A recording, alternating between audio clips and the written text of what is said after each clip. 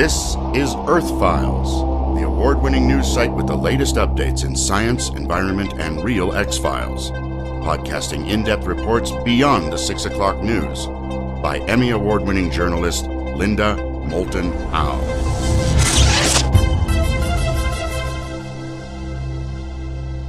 Thomas Coleman Shepard entered the U.S. Navy in September 1975.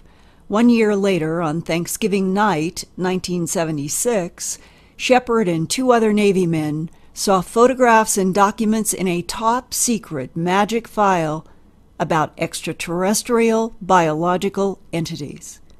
The location was a classified vault at White Beach Naval Facility in Okinawa, Japan. Retired Chief Yeoman Shepard has now gone on the record for the first time with Earth Files reporter and editor Linda Moulton Howe.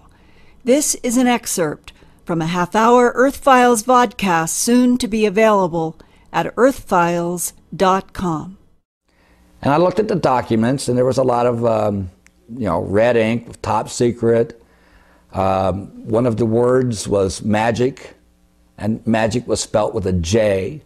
And I even made a comment to Howard. I says, look here, they can't even spell magic right. They spelled it with a J. It just looked like an old file, but the gauge of the year would have to be from the 30s or the 40s, just based on the truck.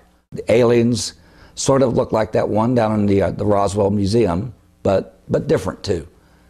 Because it's black and white, you couldn't really get a lot of tone with the kind of skin it had. But if I had to describe it at all, it would have been like snake skin in sort of way.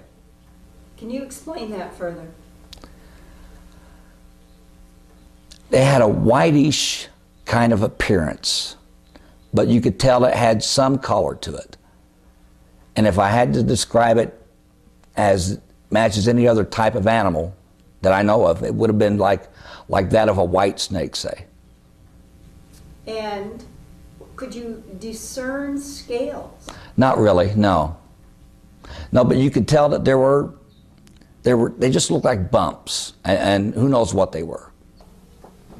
I tried to get as best to make it look as real as I could by not giving too much detail with the eyes. But the eyes, the sockets are very almond shaped, and they're fatter up here and they skinny down, okay? They're fatter here and they skinny down. And the blotting I'm trying to describe here, okay, looks sort of, veiny, I guess you could say, or just bumps. And that was the best I could describe it here. And this reminded you of reptilian? Yeah, you could tell that it was sort of reptilian-ish. I tried to make a description of how long its fingers are and in comparison to its wrist. Mm-hmm. This is a better drawing, okay, of its palm in this fashion, all right, without a thumb. If it had a thumb, it was this sort of a nib-looking thing here. And it did have these slanted tip fingertips, and on the tips you could tell it was sort of a roundness, or what I call a suction cup. Linda, there is nothing on this earth that we know of that looks anything like this. It's not a human being. I'm telling you straight up. It wasn't a monkey. It wasn't an animal of any kind. It was like nothing that I had ever seen. And that's all I could say. It was definitely not a human. It was definitely not an animal that we know of. What emotion did you feel? I was in shock. I mean, what can I say? I mean, I didn't want to believe it. I couldn't even accept it at the time. It took hours for me to even accept what I had saw. Even with a guy that was older than me that was telling me, look at what you're looking at here, okay? These were not fakes. This was real stuff. I was overwhelmed. Thanks for listening to this Earth Files podcast from the edges of science, environment, and real X-Files. Go to www.earthfiles.com to see more than 1,000 Earth Files reports with photographs, drawings, and documents. And visit Earth Files every day, every week for new reports and new podcasts.